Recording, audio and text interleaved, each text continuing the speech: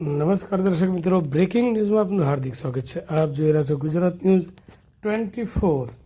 ગૌ ભાગવત કથાનું શ્રવણ કરી ધન્યતા અનુભવતા યુપીના રાજ્યપાલ મહામહિમ આનંદીબેન પટેલ હરિઓમ ગૌશાળા અને ગૌ હોસ્પિટલના લાભાર્થે આયોજિત ગૌ કથાના આયોજનની સરાહના કરી.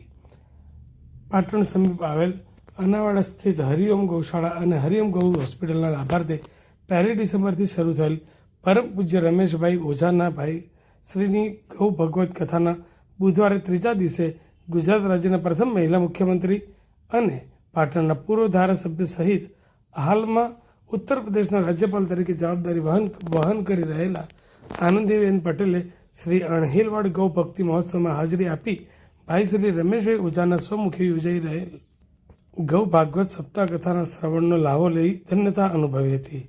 હરિઓમ ગૌશાળા અને ગૌ હોસ્પિટલના લાભાર્થે આયોજિત ગૌ ભાગવત કથાના આયોજનની આનંદીબેન પટેલે મુક્ત મને સરાહના કરી હતી.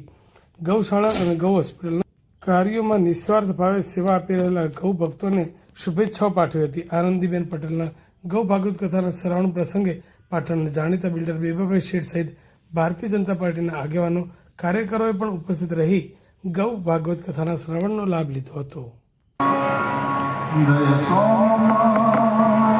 પાટણના ધારાસભ્ય શ્રી કિરીટભાઈ પટેલ સાહેબ પધારશે. પાટણ જિલ્લા ભાજપના પ્રમુખ શ્રી રમેશભાઈ સિંધર સાહેબ પણ પધારશે. કેરાલાના ધારાસભ્ય શ્રી સરદારભાઈ ચૌધરી પણ ઉપસ્થિત રહેશે.